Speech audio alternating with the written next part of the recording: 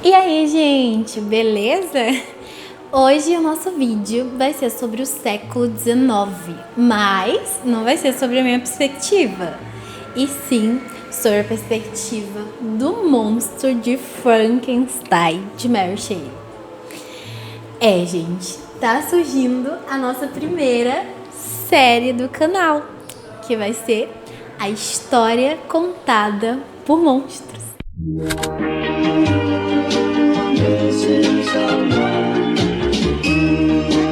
Então, gente, a primeira coisa que eu quero que vocês pensem é que cada história produz seus monstros. Ou seja, cada século produz os seus monstros. E esses monstros, eles falam muito de como foi aquele século. Eles trazem características visíveis de como aquela época era, certo? E é essa proposta que eu quero trazer para cá. Eu quero que vocês entendam o século XIX na perspectiva do monstro de Frankenstein, as características que ele traz desse século. E então a gente vai ter por aqui monstros falando da sua própria época. Tá, falando sobre o livro de Frankenstein. Gente, esse livro tem uma importância gigantesca. Por quê? Porque ele vai marcar a literatura do mundo. É nesse momento que nasce o gênero de ficção científica. É com Frankenstein, com o monstro de Frankenstein. Porque é nesse momento que vai ter um homem criando um monstro. Uma loucura. E como ele foi feito, né?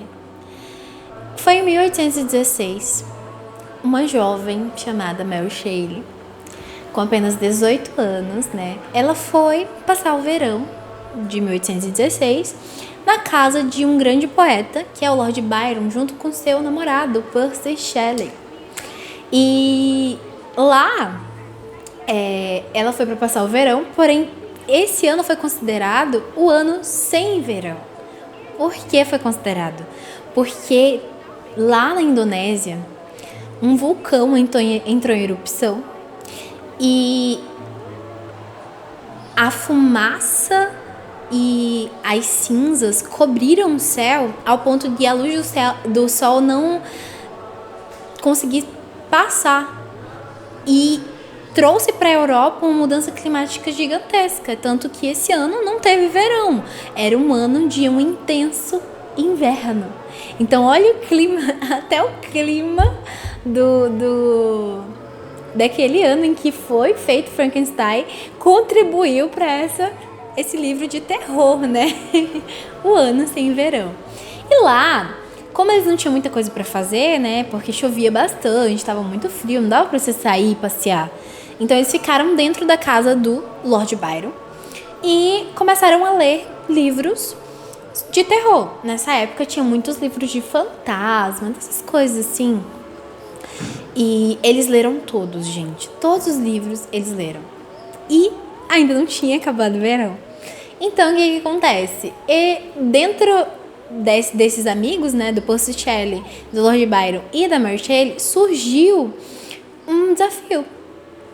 Eles mesmos se desafiaram a criar suas próprias histórias de terror. E essa história de terror, né, a que ficasse mais bem feita, ganharia a disputa entre eles. E assim, Mary Shelley, ela seria o peso mais leve dessa disputa, porque ela nunca tinha publicado nada, ao contrário dos seus amigos, né? Mas ao ela recitar aquela obra de arte, ficou claro para todos que sim, Frankenstein seria a obra vencedora. Mas assim, no início da disputa, não foi fácil para Mary. Ela não tinha, assim, já uma história pronta. Na verdade, ela não tinha inspiração nenhuma. Tava com muita dificuldade de começar uma história de terror.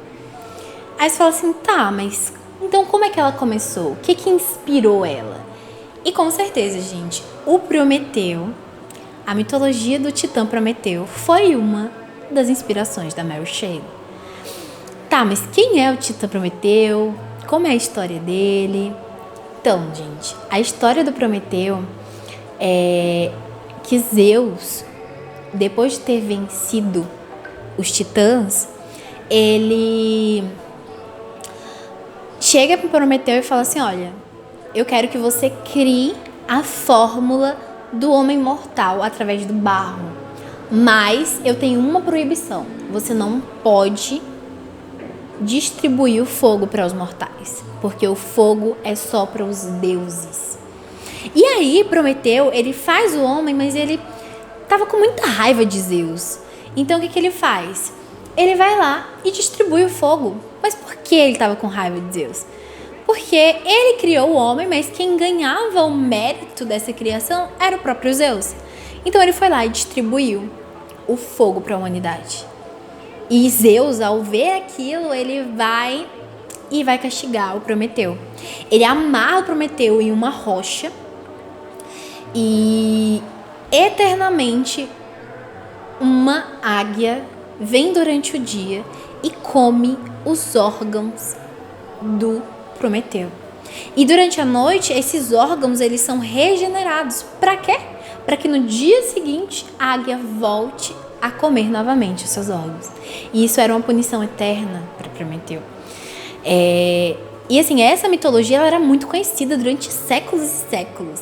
Cada século reinventava-se essa mitologia do Prometeu em alguma arte, em algum poema, alguma leitura, alguma coisa, gente. Sempre tinha alguma coisa. E no início do século XIX, quem vai trazer a mitologia do Prometeu de volta, recriar, né? É a própria Mary Shelley. É tanto que o nome original do livro é Frankenstein, o Prometeu moderno. Então, tipo, tá inteiramente ligado. E esse foi um dos spoilers enquanto a gente tava lá no Instagram, né? Eu tava lançando alguns spoilers do que seria esse livro, ou esse vídeo, gente. E eu falei sobre o Prometeu. Então é isso, Frankenstein, o nome do livro era Frankenstein, o Prometeu moderno. É inteiramente interligado, uma coisa com a outra. E com a mitologia do Prometeu, no século XIX a gente começa a ver alguns questionamentos surgindo. Como, por exemplo, é possível recriar a vida? Ou melhor, é possível dar a vida aos mortos? Então, havia muito essa questão. E Mary, ela estava por dentro dessas questões. Por quê? Porque ali naquele verão de 1816, os seus amigos estavam em uma conversa. Assim, ela participava passivamente, ela mais ouvia, sabe? Para ela ter suas inspirações e tal. Então, ela ouvia bastante sobre o galvanismo. O que é o galvanismo? É a teoria de Luigi Galvani, que fala que dentro do cérebro dos animais há uma eletricidade.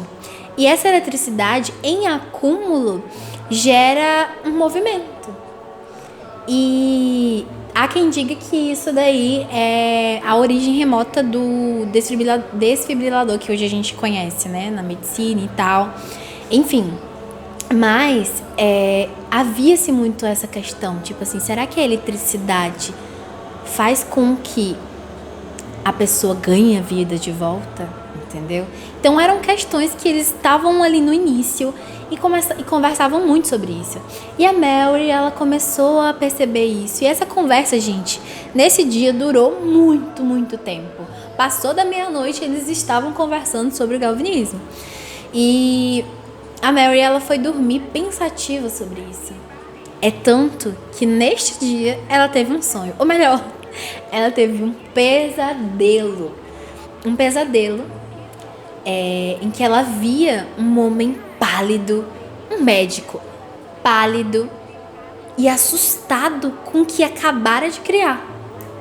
E quando ela olhou para a criação daquele médico, era um espectro de um homem. E esse espectro, ele estava começando a ganhar vida. E quando ela acorda, ela também acorda assustada, porque aquilo era muito assustador para ela. E ela começa a escrever Frankenstein. É daí que começa o primeiro escrito de Frankenstein. Tá, gente, mas antes da gente dar continuidade a essa história do Frankenstein, a gente tem que entender o que estava acontecendo no mundo ao redor de Mary, né? Quais foram as influências do seu contexto para a criação da sua obra. A Mary, ela vai nascer no final da idade que nós chamamos de Idade Média. Assim, nós historiadores, professores de história, a gente tem um certo cuidado ao falar sobre isso, a trazer termos sobre isso, porque os termos que trazem, o próprio termo Idade Média ou Idade das Trevas é algo muito preconceituoso e reducionista, né? É uma Idade Média. Então, é porque depois vem uma idade muito superior a ela. Ou, por exemplo, é a idade das trevas. É o momento em que as pessoas, elas não pensavam, o momento em que as pessoas não usavam da razão. Enfim, a gente vai entender isso agora. Por quê? Ela nasce no final disso e adentra na Idade Moderna, né? No início da Idade Moderna, em que o iluminismo estava em alta, gente. E esse século XIX, ele vai ter muitas mudanças. Ele vai trazer muitas inovações tecnológicas, muitas inovações no campo da ciência. Então, é um momento de muitas descobertas. É tanto que a eletricidade surge aí. A eletricidade, as ferrovias, a transfusão de sangue. Então, tudo isso era novo. E tudo isso, se vocês perceberem, está na obra de Frankenstein. A questão da transfusão de sangue era algo assim, inimaginável antes, né, do século XIX. E no século XIX, a primeira transfusão de sangue dá certo, entendeu? A eletricidade não existia nos séculos passados. E no século XIX, ela vem. Então, são muitas coisas assim. Imagina tu nesse contexto. É algo assim, absurdo, né? Tua cabeça explode literalmente de tantas coisas que estavam surgindo nesse período. Mas falando da Idade Média, quando a gente fala da Idade Média, a gente tem uma diferença absurda por conta do iluminismo, né? Ele vai trazer muitas coisas novas. Na Idade Média, a gente pensava que todas as explicações para o mundo, eles deveriam ser ditos pela religião. Então, por exemplo, era uma fé muito puritana, por conta da hegemonia católica e tal. Tinha toda essa questão. Então, pensava-se que, por exemplo, se acontecer um desastre, um terremoto, uma epidemia, a gente teria uma justificativa, porque a humanidade está desobedecendo a Deus, então Deus está castigando a humanidade com essas coisas. Entendeu? Então não tinha outra explicação para isso a não ser a religião. Já com o iluminismo, essa questão da religião ela vai meio que sendo deixada de lado. E agora a gente pode explicar o mundo através da razão. Então talvez o meu filho não ficou doente porque ele desobedeceu a Deus, mas porque deve ter alguma justificativa científica para isso. Entende? A visão, a cabeça das pessoas vão começar a ser mudada nesse período pelo iluminismo, né? A racionalidade, a lógica, a ciência, ela vai entrar com força. Esses são tripé do iluminismo, né? Questão do progresso, enfim, a ciência em excesso, a lógica em excesso, a razão em excesso. Tá, a gente falou sobre a religião, né, na Idade Média, mas a gente também deve falar na Idade Média em relação à política. Havia um respeito natural que deveria se ter às autoridades, né? A monarquia, a aristocracia, enfim. E esse respeito deveria ser natural porque a condição era natural. Natural entre aspas, né, gente? Eles acreditavam que, por exemplo, se eu nasci em determinada condição, eu sou condenado a viver eternamente naquela condição. E se eu fugir dessa condição, eu estou trazendo algo antinatural. Isso não é natural. Então, por exemplo, se uma pessoa nasceu numa família real, ela tende a ser rei, rainha, enfim. Se eu nasci escravo, eu tendo a ser escravo. Por quê? Porque essa é a vontade de Deus, entendeu? Deus me destinou a ser escravo, Deus me destinou a ser rei. E não tem nada que mude isso. E se isso mudar de alguma forma, é antinatural, não vem de Deus. Porque Deus instituiu as coisas como elas são. Entende? O que amarrava essa questão da religião e da política na Idade Média era justamente a tradição, que a gente conhece hoje como cultura. A cultura que foi estabelecida, muito antiga, né? Enfim, vai sendo enraizada ao ponto das pessoas nem ousarem questionar elas, entendeu? Então, a cultura, ela vai alimentar essa Idade Média nesse pensamento. E aí, com o Iluminismo, né, a gente vai começar a ver pessoas escrevendo agora sobre o futuro, prevendo o futuro, mas de acordo com a razão, de acordo com a ciência, e não de acordo somente com a religião, certo? A racionalidade vai tomar até nas questões das utopias. E a gente vai ver que o que Mary, ela sugere com seu livro Frankenstein é algo totalmente diferente do iluminismo. Na verdade, é uma crítica direta ao iluminismo. Porque como esse iluminismo prega esse excesso de razão, excesso de ciência, a Mary vai trazer justamente isso. Um médico cientista que utiliza do excesso desse progresso, o excesso dessa ciência. Ele quer criar um homem ideal que dê para colocar dentro das práticas do iluminismo. E com isso, até ele mesmo se assusta. Ele olha para aquilo e fala: que eu fiz? Que aberração, entendeu? Então ela começa a questionar: qual é o limite da ciência? Qual é o limite da razão? Qual é o limite do iluminismo? Enfim, nesse período também, né, a gente vai ver uma mudança na visão do corpo, de como o corpo humano é visto. Isso é importante, né? Porque a gente está falando de um monstro que ele é construído por partes humanas, né? Então, pensa o seguinte: se na Idade Média fazer uma autópsia era um sacrilégio, era um pecado, pelo amor de Deus, é um infame um negócio desse. Mas o iluminismo, ele já vai trazer uma perspectiva diferente. Mas por que, Sônia? Porque ele vai intensificar a ideia da divisão do corpo em dois, né? Corpo e alma. Portanto, se a alma, né, vem de Deus, a pessoa morreu, a alma meio que volta para Deus. E ali fica só o corpo. Então, o corpo por si só não vai ser profanado, não é um sacrilégio. Então, o que acontece? Agora, no iluminismo, a gente pode sim dissecar os corpos, abrir eles, pegar os seus órgãos e até pegar esses órgãos e colocar nas pessoas vivas, entendeu? Então, tipo assim, há uma mudança drástica nisso. É tanto que, na construção do monstro Frankenstein, isso se tornou tão normal que o cara pegava partes de corpos de mortos, de vários mortos, e vai construindo aquela criatura, certo? Então, isso é graças também a essa mudança de pensamento da Idade Média para a Idade Moderna, certo? Então, gente, é nesse período que as pessoas vão começar a abandonar algumas crenças supersticiosas, sabe?